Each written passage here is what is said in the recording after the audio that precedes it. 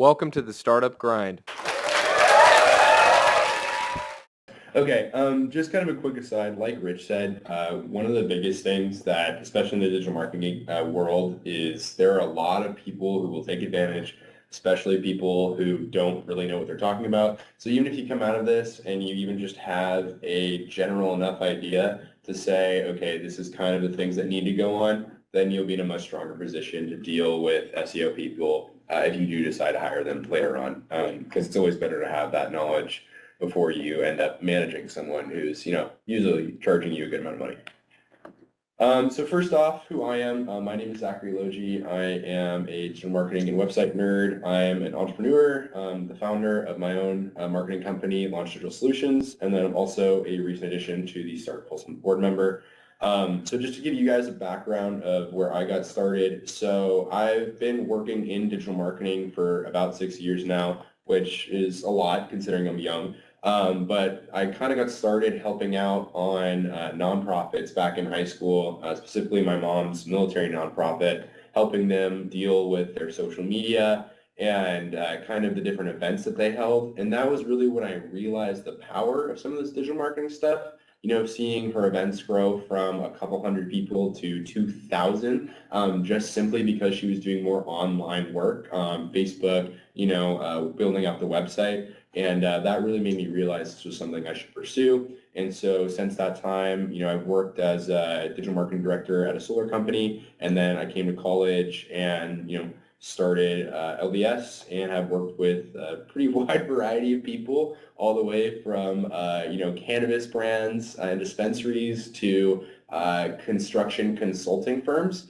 So definitely a wide range of clientele. And so hopefully a good knowledge base to help you guys all out. So first off, I want to start off with what even is SEO. A lot of people don't even know what it stands for. So SEO stands for Search Engine Optimization. And essentially what SEO is it's the process of crafting your website and your online materials to be more appealing to the search engine's algorithms, right? So you're trying to rank higher on Google, essentially, is what we're doing. So why is it even valuable, right? Why is it even worth your time? Because frankly, SEO is a very large time investment. First off, it increases traffic to your site. It also establishes trust and credibility. When you guys are the first people on Google, when your site is optimized technically, it provides a better user experience and it appears that your company as a whole is more credible. The other thing, like I said, you're improving the user experience for people. And when you do that, that's going to lead to more conversion. People will trust you more. And when they trust you more, they're more willing to buy. Can I add that statement? Yeah. So when I do talk to startups, especially if they are trying to solve a problem, I ask them, like, if you're trying to solve a problem, what's the first thing you do? You do a Google search. And you want to be able to be found on that Google search. And that's why I always talk about, it's important for startups to understand how to do SEO. Yeah, and we'll touch up a little bit on that as well. But even just in the fundamental stages of searching for an idea and trying to figure out if people are actually interested in what you're doing, especially we'll talk about tools like SEMrush, allow you to see how much people are searching for whatever it is that you're doing. And so if you have this great idea and realize that all these people are searching for it, it can give you the kind of strong customer validation that you might need. And honestly, that's going to be, pretty effective because how many people can you really survey versus having all the data that Google has on how many people are searching for whatever it is that you do. So next we're going to get into how SEO works. So obviously we're going to kind of start at a large level and then we'll kind of dive in a little bit further. So first off, like we were talking about before we got started, Google is fundamentally designed to bring users to what they want to see. SEO is thus the process of showing Google your website can do just that, right? Especially in the early days of SEO, like Rich said, it was all about gaming the system and buying these cheap backlinks, right? Doing whatever you could to game the algorithm. But unfortunately, Google has resources and billions of dollars that we do not. And so with that money, they use it to ensure that their algorithms get better and can beat the average startup owner when they are trying to optimize and game the system. So really what it fundamentally is about is bringing users what they see and making sure that your website is what they want to see. So this is directly from Google, their article on how Google search works. And these are kind of the key things that they look for. Search algorithms look at many factors and signals, including the words of your query, the usability of pages, the expertise of sources, and your location and settings. So breaking those down a bit, so the words of your query, that's referring to what you're searching, right? That's just keywords, and we'll talk a little bit more about that later, but it's literally just what people are typing in their search bar. The usability of pages. Now, this is the biggest issue that we have seen across pretty much everyone that we've worked with, is that their pages are horrible on mobile. And so we'll talk a little bit more on how to deal with that later. But really ensuring that your pages don't have broken links, don't have technical issues that inhibit the user's ability to easily navigate the site are really important because Google can measure that. They also consider the expertise of your sources. So like we said, we were talking about backlinking and things like that, and we'll discuss that later. But it's really important that when you're writing content, you don't want to be linking to, Joe Schmo, random guy in, wherever that has, a really horrible domain authority and, has all these spammy stuff on his website. You don't want to do that, right? You want to be linking to things like, BBC, credible organizations, because when you do that, Google says, okay, you're citing credible things, so you're probably saying credible things, right? And that's how they kind of approximate it. The other thing that they consider is your location and settings. So this is obviously talking about the user's location and settings. And like we were talking about a little bit with the Google Map Pack, Google cares about being able to offer services that are specific to location, right? Not all things are location specific, but if you say blah, blah, blah near me, Google is going to show you the 3 things closest to you that it thinks is the best option for you at your location, right? And so that's kind of what we're talking about here. So these are kind of the different algorithmic decision-making factors, just a kind of a breakdown of those 4 items I just talked about. So the first thing is keywords. So that's referring to the search query that people are typing in. So that is literally just defined as a specific search term that has been entered into the Google search bar. Functionality refers to the technical aspects of SEO. This is a pretty layman description, but essentially how not buggy your site is, really. As long as it's functioning well, it has good page speed, that's really what Google is looking for. And there are ways of measuring that as well. And then also local SEO. So local SEO is essentially a process of optimizing your SEO through a variety of different strategies to rank higher for local specific keywords, things like near me, or also Google's smart enough to say if someone's looking for a car wash, they're probably not looking for a car wash in Minnesota, so things like that. And then finally, link building or the credibility aspect or the quality of sources. This is the process of strategically linking to high authority websites and being linked to by other domains as an authority source. And we'll dive into that more, like I said, but this will kind of help you build your credibility to Google at least. So next we're going to kind of get into the foundations of SEO. So really what we're looking here, what we're trying to do for this presentation is take you through the steps of, building your website from the ground up. Obviously, a lot of people already have websites made, but, this is really just going to give you the foundation of, you'll be able to apply it to existing websites as well. So first off, I want to start by just defining some terminology that we'll be using throughout the section. So I want to start off with volume. So volume refers to the total number of searches per year via Google. So we'll be using a lot, SEMrush a lot for this presentation. And essentially it's kind of SEMrush's estimate as well as data that they collect from Google. Difficulty rating is a 1 to 100 scale that helps you approximate how much work it will take to rank for a given keyword. So this is something that is, SEMrush just does on their own based off of a bunch of different factors. And it's very accurate. And a lot of people might say, oh, 45 out of 100, that doesn't seem too bad, right? But unfortunately, especially when you're starting out, you really only should be targeting things under 30, and you're going to be taking lower volume for that. But, you need to start somewhere, right? And that's how you kind of get the ball rolling. SERP results. So SERP stands for Search Engine Results Page. So essentially, it's just the live results that a user searching for the given keyword would see. Again, in SEMrush, it'll allow you to actually see who the people that are ranking for that keyword are, in what order they are, and then it'll give you information about each website, such as their domain authority, how many links they have, so you can get a better idea of, okay, is this even possible for us to do, or is this company just going to keep blowing us out of the water and it's not worth my time? The other thing is intent. So this is the expected intent of users searching for the keyword. So this can either be commercial, informational, navigational, or transactional. So commercial is referring, a commercial intent would be someone is looking to explore a variety of services. Think, okay, I know that I need accounting software, and you Google accounting software, right? You're not looking for a specific company, but you're trying to make a decision on which company is best for you. And you are looking to eventually make a purchase. For informational intent, that's like it said, you're really just looking for information on a topic, right? So you could say, how do I, optimize my accounting, right? Something like that, where you're looking for a blog article or something to explain that to you. Navigational, you're pretty much just trying to go to a particular page or site, you already know what you have in mind. And then transactional is when you are targeting, again, a specific page or company, but you are doing it specifically for the point of making a transaction. Well, think of the accounting example. You've already decided you want QuickBooks. You look up QuickBooks, account sign up, whatever, right? That is a transactional search. And then finally, domain authority. So domain authority is not actually something that Google uses. What it is, it's an approximation by the search, the SEO tools like SEMrush, Moz, on how trustworthy your site is based on different tailoring criteria, but it's usually based on the quality of your backlinks, your traffic, and then your overall user experience and performance.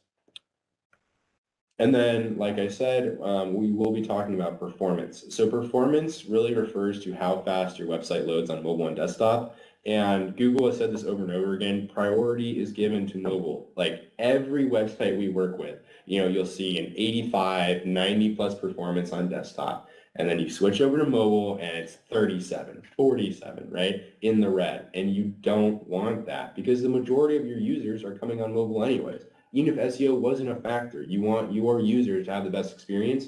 And for that to happen, you need to be looking at their performance. And so as you can see, this report was taken from PageSpeed Insights. And so that's just kind of a free, super easy to access dev tool that Google puts out. You can paste any URL, paste your own URL in it, and click Analyze. It'll give it a minute. It seems like it's taking forever to load. It just does. And it'll tell you your mobile and desktop performance and give you specific items on how to optimize them. A lot of those you will say, what the heck? I mean, unless you're technically a good coder and all that, how do I, reduce unused JavaScript or whatever, right? Things like that. But, a lot of that we'll kind of talk through in the web development part. And then getting into responsivity. So this is how well your website performs on mobile, but really not just mobile, on all devices, right? How well your site responds to being on a different platform. So, a responsive website is one that has code. It's able to recognize what device is being used on and adjust itself accordingly, right? And we'll talk about this a little bit more later, but really you want to design the site for mobile and then, tweak it on desktop afterwards. That's really going to be your best bet for good design. And then we're going to start getting into some of the actual, foundational stuff, which is keyword research. So essentially what keyword research is, like I said, keywords are the things that people are searching into Google. So when you're conducting keyword research, what you are looking for is what keywords are, one, attainable for you, right, and are relevant to what you can offer, right? And that's really what we'll kind of talk you through. So like I said, SEMrush is going to come up a lot in this. It's simply because talk to any SEO person. I mean, I don't know, people have differences, but SEMrush is really kind of the champ in terms of SEO data and SEO management. So what it'll allow you to see is yearly volume, difficulty rating, the SERP page results, and the user intent. So like the reason we defined those terms previously, so you guys kind of get an idea on that. And then you can use these factors to determine what keywords are worth your time. So what you're going to be really looking for here is you're going to be looking for keywords with the following characteristics. So you're going to be looking for a difficulty rating below 30 and ideally below 20 to start. You're going to look for a yearly volume of 50 plus, ideally 100 plus. Frankly, you're going to be getting a lot of low volume searches. And I know you're staring at it thinking, why am I going to do all this work for 50 freaking yearly users, but you got to start somewhere. And if you're spending all your time competing with, large organizations that have been doing SEO for years, you're not going to catch up because they're doing more than you, they have bigger budgets than you, and they already have a huge head start. And also you want to look for something with commercial intent, right? You're looking for people who are trying to make a decision, right? Odds are, we're all small companies here. They're not looking up, your specific company name. They're looking up, organizers near me, right? Or, organization companies in Sacramento. And so obviously they're looking for someone to buy. They don't know what it is yet. And then you're also going to look for low domain authority competitors. So like I said, you can take a look at the SERP and see what the websites are that are ranking high. Because look, the difficulty score isn't perfect. If you go in and you see that the top 3 websites have 2,000 referring backlinks, and have a domain authority of 55, right? You're not going to compete with them anytime soon. It's not worth it. Move on, right? Think of SEO strategies with the keyword research kind of like you're ideating a startup. If it doesn't make perfect sense or at least make a lot of sense, it's not worth your time. Get a better idea. Don't think of it like a baby. Don't get attached to the keywords. And then we're going to kind of move into after you've selected your keywords, right? After you've kind of said, okay, these are the keywords that I want to target. Now you're going to move into actually writing the copy for your site. And so we'll get into that now. So first off, I wanted to start with some terminology. So H1, H2, H3, and then P. So these are they're meta tags for text. So they're classifications for text. So what it stands for is header 1, header 2, header 3, and then paragraph or kind of like normal text. And it's really important for Google to understand your content because we see this a lot on things like Squarespace, right, where they have specific ways that H1 or like header 1 titles look. And so you're thinking, well, this doesn't look that good here, so I'd rather do an H2 tag. But then what happens is you'll have a page where Google is saying there's no overall title, right? The H1, like header 1 title, is the overall title for the page. And if that title is not there, then Google says, okay, the site was not built well and is thus something we should devalue and not show to our users as much. And also, like I said, you guys are small, man. You need everything you can get. And when I say small, I mean you're not a very rich multi-million-dollar corporation. So you're going to have to really, really harp on all these little things in order to set the foundation for later on. Meta tags, so these are just HTML tags that tell search engine information about a page. So these, like I said, header tags, meta description tags, and no follow tags. So a no follow tag, it's pretty easy to do in things like Squarespace, Press. So it's just something that tells Google that, hey, don't, go to this page, like don't listen to it. A no index tag would say, hey, don't consider this as part of my site. So like, let's say you had, some page that was just for, certain clients, or it was like a privacy page, right? You didn't really spend a lot of time SEO optimizing it. So you can tell Google, hey, you can put a no index tag on it, and Google says, okay, this is a crappy page, but we're not going to hurt it. We're not going to count it against you because this isn't really a part of the user experience.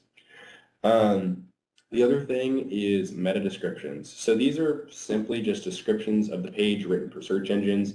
All of the kind of main web developer softwares and tools have it really easily set up for you so that you can just put the description of the page in.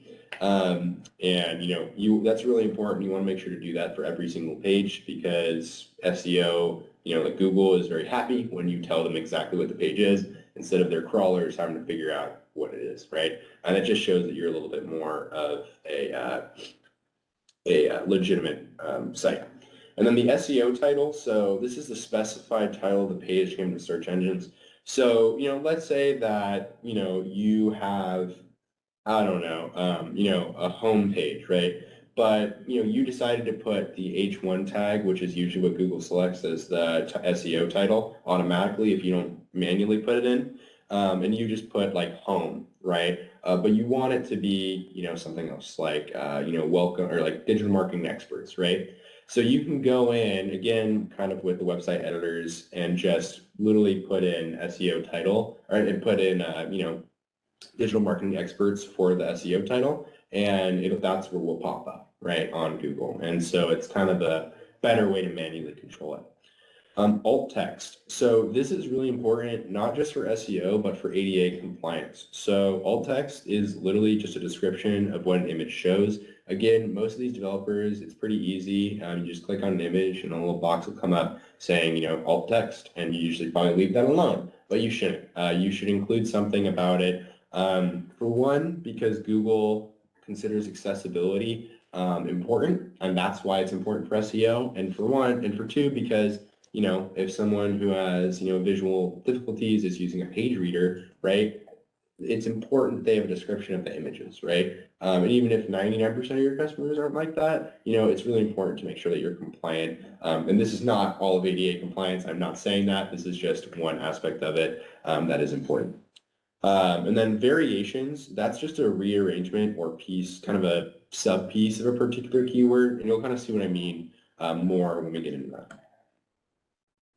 So now let's kind of talk about how you would go about optimizing your copywriting. So first off, before you build your website, ideally, you are writing the copy out for your entire website so that you know exactly what images, what headers, what text are going to go on all aspects of it, because really that's what's important. Designing a pretty site is great, but if it is not foundationally optimized, it's not worth your time, because it's just, if it doesn't have the kind of the basic foundational stuff for SEO, it looks pretty, but no one's going to see it. And that's obviously not what you want. So really what you're going to be wanting to do when you write out your keywords is you're going to be wanting to include them in your H1 tags. Ideally, you want to have the keyword, or at least as much of the keyword as you can reasonably fit into the H1 tag in there, because you don't want to jam keywords anywhere if they're unnecessary. Google recognizes that. But so you want to try to include at least variations, like I said, just kind of snippets of it. So if someone said, best digital marketing company in Sacramento, you could have Sacramento Digital Marketing Company, right? And Google can kind of connect the two and see that like it's relevant to that search query. So don't try to stuff, who is the best digital marketing expert in Sacramento into your website. It doesn't help you. And then also you want to try to put variations of keyword in H2 and H3 tags. So these are just kind of the subheaders, right? So, within each section. And then also in the meta descriptions and the SEO titles and the alt tags. So really you're trying to throw your keyword at as many places as it can be. But like I said, Google is also smarter than all of us, right? And if you are just stuffing your keyword for stuff where it doesn't make sense, right? Like you have a picture of a tree and you put digital marketing expert picture, they see that and then they say this is wrong, and then they don't like you very much and it hurts you. So think about it more in terms of, okay, how can I create a website and content that actually has, offers the things that I'm talking about, right? Explains, why we're the best digital marketing experts, right? Explains what our services are, right? Thinking about the content in terms of answering the initial query is the most important part of SEO. You're just trying to provide value. All this other technical stuff, it's just kind of little pieces of that helps Google understand that you're providing value. But if you're not, Google will recognize that. It doesn't matter what SEO you do. They're going to say, screw this and move on. And then, like I said, you want to place variations in the alt tags for the pictures, and that's important as well. And then we get into actually building the website. So once you've actually written out all of the copy for your site, and decide all the pictures, all of the all the text, all the headers, right? Make sure everything is optimized for the keywords that you're targeting. You're going to actually go and start building the website. And we're not going to talk super in depth about that because this is about SEO. But what we are going to talk about is kind of just a little best practices. So selecting your platform. Obviously, there are other platforms out there. These are by far our favorites, and for two very different things, right? So if you're going to be looking for a kind of just cheap, easy to use, SEO optimizable site with good responsivity, Squarespace is a great option for that. The one and by far biggest downside is that they don't allow you to optimize their JavaScript and CSS, which they do a not great job of. So your performance on mobile, you're expecting a 30 to 40% performance rating max. And there's no way to improve it. Doesn't exist. Believe me, we have tried, looked at all the blogs for years. Squarespace, Circle people have been asking Squarespace to offer some way to optimize their CSS and JavaScript or just to do it internally, and they don't. They haven't done it for years. I don't know. Maybe they're not going to. And yeah, also another thing, they don't take WebP images. So WebP images are, I think it's like web performance or something like that images. And really they're just pictures that are optimized for being used on the internet. So they're much smaller files while still retaining a lot of their visual performance. But Squarespace doesn't take those, which is a big issue. So the best you're going to be able to do is PNGs, which you need to use. Never use a JPEG. It's not nearly as optimized as a PNG. And you'll have to go back and compress all of your images on, different compression tools. You can just look them up, image compression software. Usually there's free stuff online, and you can just download it.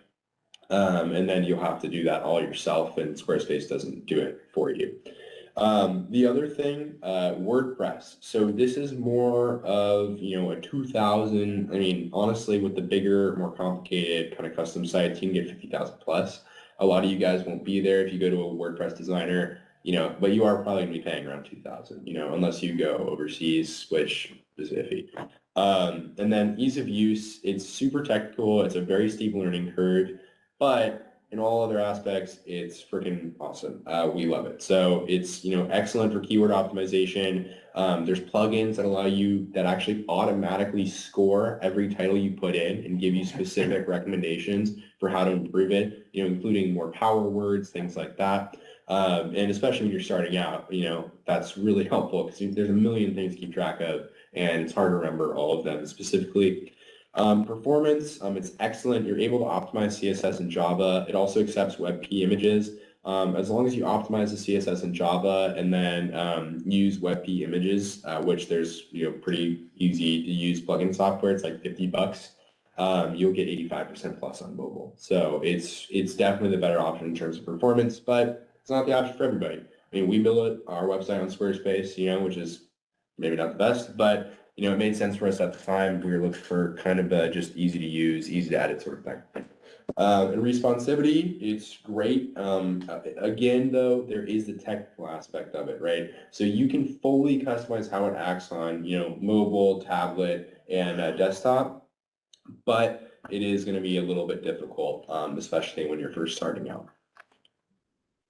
So now that you've kind of selected your platform and you're actually building it, these are just kind of some tips to keep in mind. So you want to optimize and conserve images as much as possible. So, it's great to have a pretty site, but if you have 10 images on your homepage, it's going to take freaking 10 seconds to load and no one's even going to see it, and you don't want to do that. Google will penalize the heck out of you for, not having fast load time.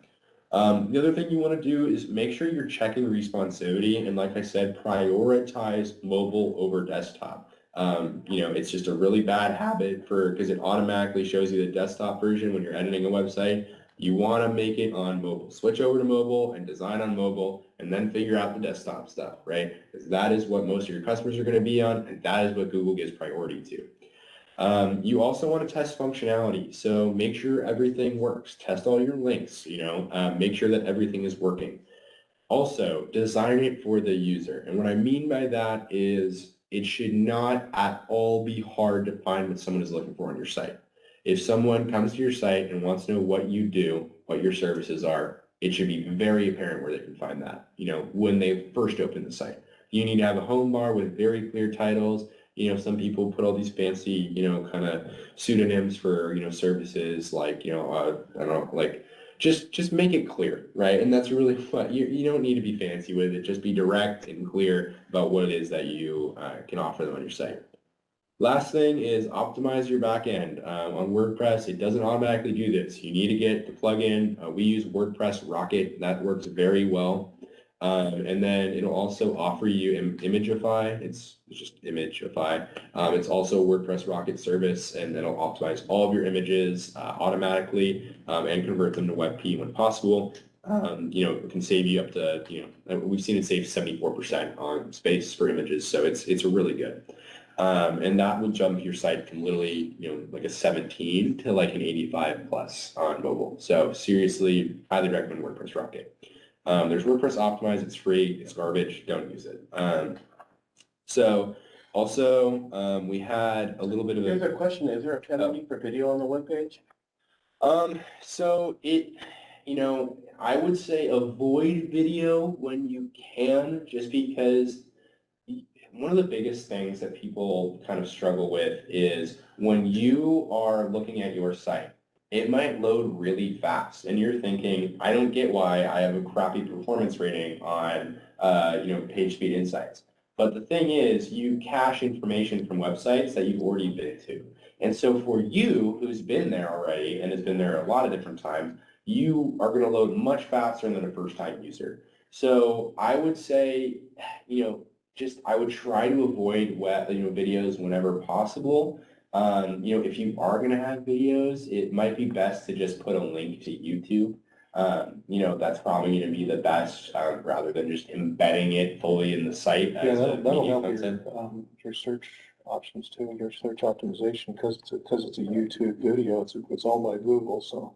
Yeah, I embed. So there's two things. Actually, natively embedding an actual file versus embedding the YouTube link. Yeah, I would use the YouTube link just because it's kind of for one, like you said, Google wants you to link to authoritative sites, right? Like YouTube. And then also it's just, you don't want to have it draining on your load speed. So obviously, my recommendation is avoid it when you can. If you're going to do it, use the links, use the YouTube link, and that'll be kind of the best option. Maybe do a button or something like that. It's probably the best way around it. So now we're going to talk a little bit about getting verified on Google Search Console, and then we'll go into, what was the next thing? It was... Okay, well, so we want to start talking about a little bit on how you get verified on Google Search Console, so we can kind of get you into the data collection part of this, so you can optimize your content and kind of get the insights you need later on. Did you have a question? Oh, I think it's fine. So yeah, I'm just gonna play. I'm not. If I can share my audio. Well, if you just play it on your speakers, it'll be picked up by the Well, maybe not. Okay. Actually, if you can not join the WebEx audio, that should solve the problem. Okay. I think. I'm not sure how to disconnect from the WebEx. Well. No, so there's a taskbar at the bottom. Okay. And it said, let me see if I go on. Okay, we got some technical difficulties here. Yeah, it's hard to do up. So where's the WebEx? Go back to the WebEx interfaces. And then the audio. Let's see. We disconnect from it. Well, hit stop sharing for a second. Yeah. And then go to this here. And let's say disconnect from the audio. Switch audio and disconnect. All right, now try it. Okay. Go back to sharing.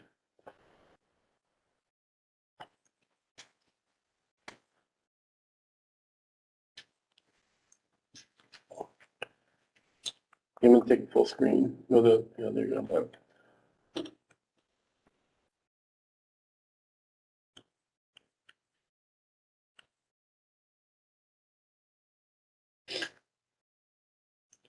see, how are we on time?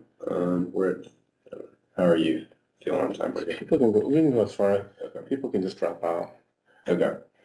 Okay, so, yeah, okay, then you can read that. So basically what we're going to be doing now is getting verified in Google Search Console. And the reason we're going to do that is because we're going to want to submit a sitemap to Google as soon as you've actually finished building the website, right? So after you finish your site, Google is not going to be kind of aware of your site until it happens upon it. But if you want to speed up the process, which you should, also Google likes it when you do this, you can submit a sitemap to them. Pretty much all of the major developer tools automatically do this for you. All you have to do is actually submit it. Super easy to do. So we'll show you to do that. But first off, you need to get verified in Google Search Console. And what's the URL for that?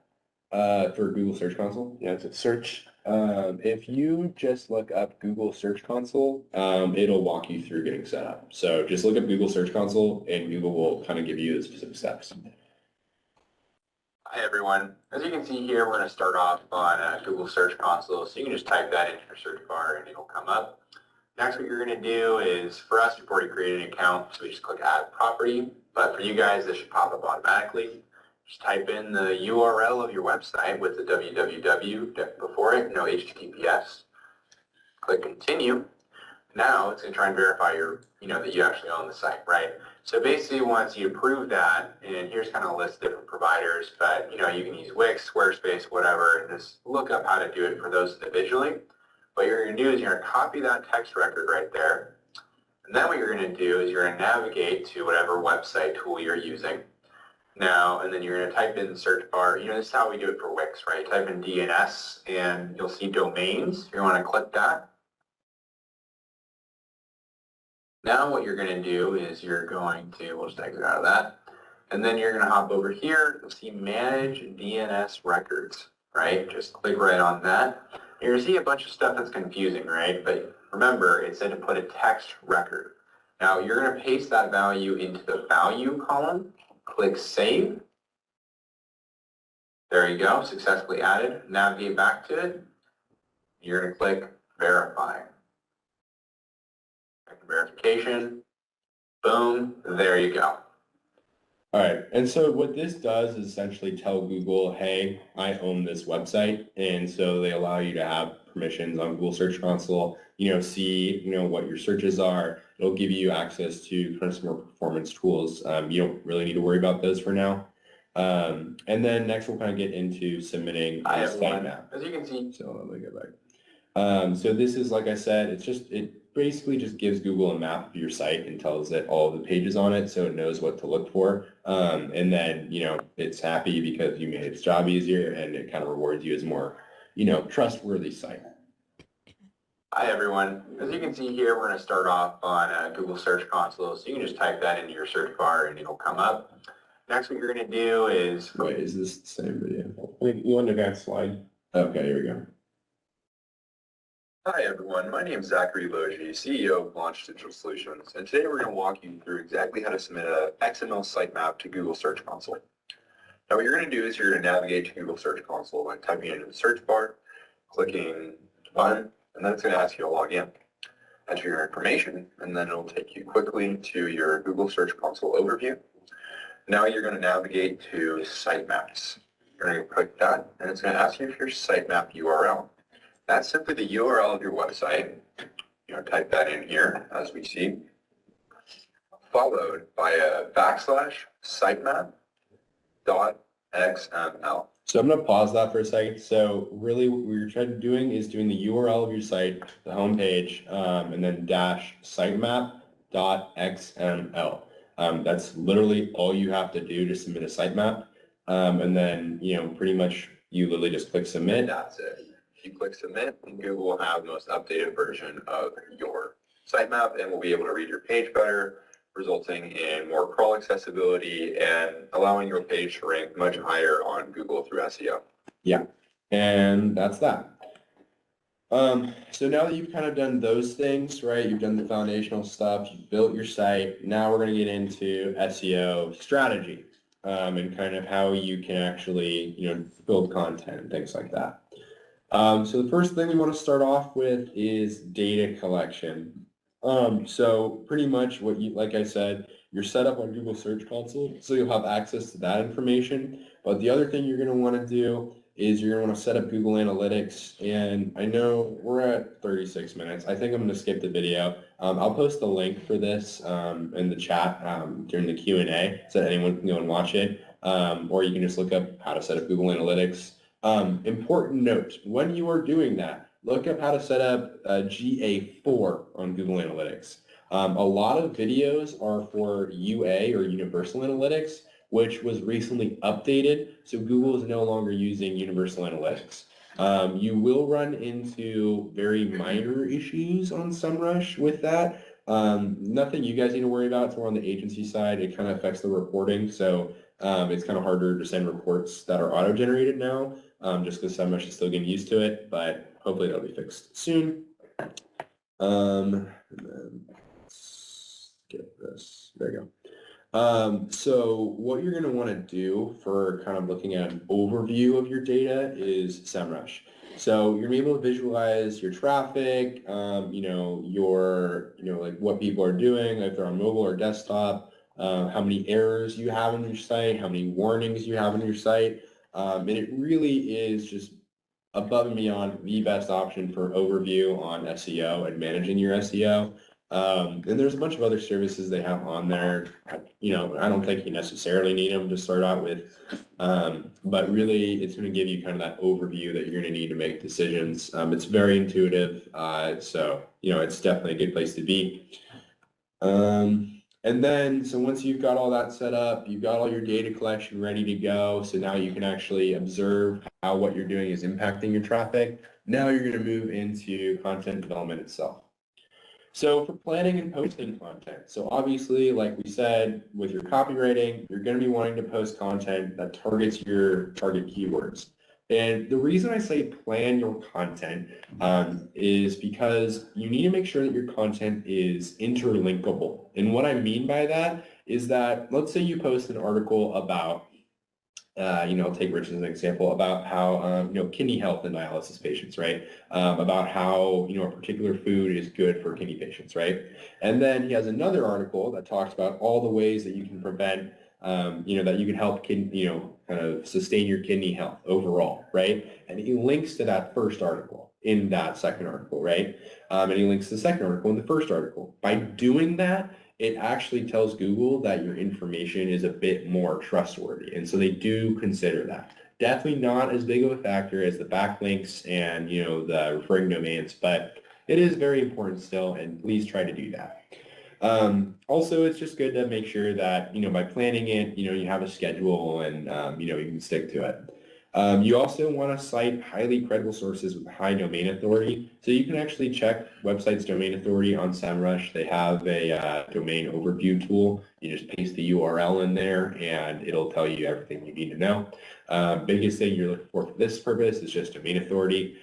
You want to get 50 plus ideally for websites. You want to cite very high credible sources because again, like I said, it tells Google that your information is probably legit. They don't really know, but they're hoping it is. Also, one thing is that you want to promote the blogs that you post or the content you post on social media. So Google doesn't really care that much about social media backlinks anymore. They used to. But now, really, you still want to do it, though, just because it generates more traffic for you. And also, it gives you more exposure to the point that if someone is writing about something, if they've seen your article on social media, then they think, oh, yeah, I remember that. That was a good article, and they can link to it. And so it's a good practice. It might not result in a lot of traffic for you depending on your social media presence, but you should do it. It's just something kind of good. It'll help you get more backlinks and traffic. So finally, we're going to talk about local SEO. So like I said, local SEO is the process of helping your business rank higher for local specific search terms. So this is going to be really important for local specific businesses. So let's get into it.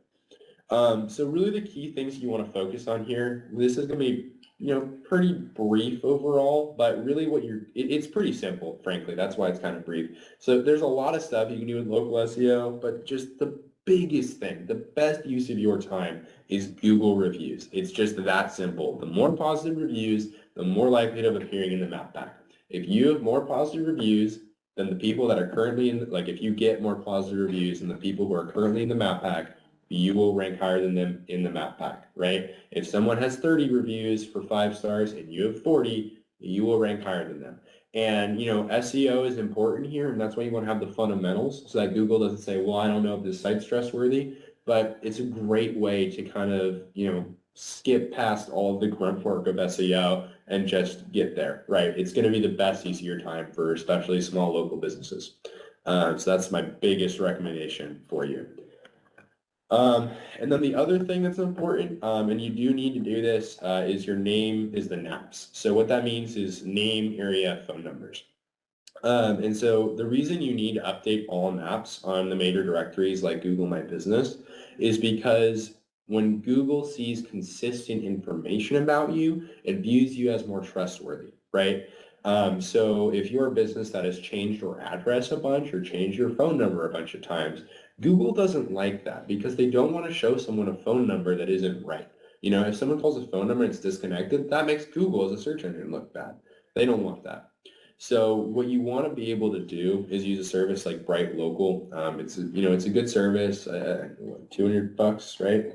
Anywhere from 50 to 400. Yeah, so somewhere between 50 to 400 bucks. And what it does is it allows you to go and update all of your NAPs across all of the major directories, and especially the ones that Google looks at. And so that makes you appear more trustworthy. And also it provides you with backlinks, which are important as well. So definitely a good investment, of 50 to 100 bucks, just because it provides that foundation. Other thing is Google My Business. So we were talking about this before we got started, but you need to get on Google My Business. Very important because it kind of puts you in Google's system, if that makes sense. And you can tell them all the current information that they need to know. Also, you can actually actively post on Google My Business, kind of like a social media profile. I'm not going to get into that too much, but do that. It's really worth your time. No one does it. And Google, for whatever reason, is trying to promote their social media aspect of it, of like remember the Google Plus thing that no one ever got into? They still care about it, and they want you to post content on your Google My Business, and that'll actually help you significantly as well. So posting up-to-date pictures, videos, menus, whatever, right? Pictures of the jobs you do, anything like that. They really like to see that as well. And the way you do the Google My Business, so you just, go to Google My Business and then it'll walk you through, and then it's going to send you a postcard in the mail. I've had it not come like 2 times and just never seen it. And then you have to go back a week or 2 later and just click send again, and they will. And eventually you'll get it. And when you get that, it'll have a little code on it. You just put that in, and then it verifies that you own the business. So, yeah. And then that is kind of it. So I know that was a decently long presentation. I honestly didn't realize until I made this how much there was to cover about SEO. Just kind of intuitive, I guess. But yeah, so if you guys have any, well, I guess let's start with Q&A. There was a question from Ernest about the web speed site test. Yeah, so if you want to type it in the chat, it's just Page Speed Insights. If you just look that up, it's a Google, main, I don't know if that's the specific URL. If you look it up, you will find it, Page Speed Insights. There's going to be other stuff like Lighthouse that does the same thing. Just use the Google one. It's very simple and easy to use. I don't know, it's also kind of prettier than Lighthouse in my opinion. And what that does, you just paste the URL in and it'll analyze your site, give you, hey, optimize JavaScript, compress images, do all of this sort of thing. And even if you don't know what to do with that, you can go to someone and say, hey, we need to do these things. And if you're on WordPress, or something like that, you can do that. Squarespace, you can't really optimize too much, just the images. But yeah, it's just a good way to kind of get an overview of your performance on mobile and desktop. So I have, since I've been working in SEO, I get a lot of Facebook ads on SEO. So I actually click on it because I'm trying to see it. There's a couple, one site says that they will, they're touting the ability to drive traffic. They have instead of bots, they actually have apparently have human beings that will go to your site. Is people going to your site actually something that Google looks at? So here's the thing. If you have 1,000 people go to your site in one day out of nowhere, Google is not, like Suspicious, yeah, they're going to say, well, okay, I mean, where are these users coming from, right? If it's the US, maybe you could get away with that, but it's still, how much time are they spending on the site? Are they actually clicking through? Or are they just visiting for 2 seconds and leaving? Which is probably what they're going to be doing because they're doing all the different websites every day, right? So I would say avoid those. Like I said, it really just comes down to just assume Google actually knows everything that you're doing, and if you follow that logic and you're literally just trying to build a site that's helpful for users, Google will recognize that. And I talk about Google like some sort of like, patron saint. It is. It's kind of like, it really is. It just, if you just stick to the fundamentals of what you're trying to accomplish, which is helping your users, you will be rewarded by Google, So I would say stay away from those if you can. Yeah. I'm wondering how much weight the HTML, not the title, the meta tag carries anymore, because I hear, based on different interactions with people, some say the meta tag really doesn't, the keywords you stuff in the meta tags aren't even read anymore.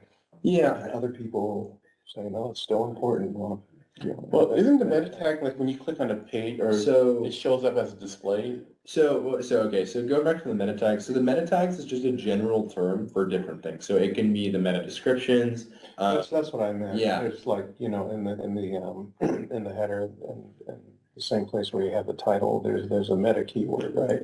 Yeah. So my point, what I was saying is, like I said, you don't want to stuff keywords, right? Right. You want it to actually be relevant. So if you are writing, like a super, like a super specific thing, like best digital marketing expert, Sacramento, I mean, they're not going to penalize you for that because, I mean, you're claiming to be the best digital marketing expert in Sacramento, right? But if you say something like, someone's looking for, I don't know, how to boost my social media, and you have an article just chock full of, in the title, how to boost my social media, and the content itself sucks, people won't stay on the page, and then Google wouldn't recognize that. So what I'm saying with the meta descriptions is not stuff them, and that's kind of why you want to make the meta descriptions when you make the overall copy and articles themselves. Because you want to build the information to actually be relevant. And then the meta description isn't, manipulation or anything. You're just describing what you're talking about, in a concise way. And if it is specifically talking about answering that question and you do just that, Google's not going to penalize you for that. And they're going to recognize that, okay, he's answering the question people are asking. So are you saying Google doesn't think it's important anymore, or who's saying it's not important? Right. Yeah, so Google can definitely, like I said, Google knows if you're stuffing descriptions in there. You know what I mean? Yeah. Like they don't, like I said, Google has really evolved from the old days of SEO where it was all about gaming the system. It's not like that anymore. It's really just about the fundamentals of building content that answers people's questions or gives them what they want to see. But if the description is accurate, so if I read an article on like, protein and dialysis patients, the description should say, what the article is about. So that, and I think that's like when you Google search something and then there's that sort of the description at the bottom of it. I think that's what that shows up. So it also should be useful for your viewers. So I think that's what they're looking at. But if it has if you're stuffing it with a bunch of words that's nonsensical, then I think that's when it penalizes. But when it's useful, especially for that article, then it's of value.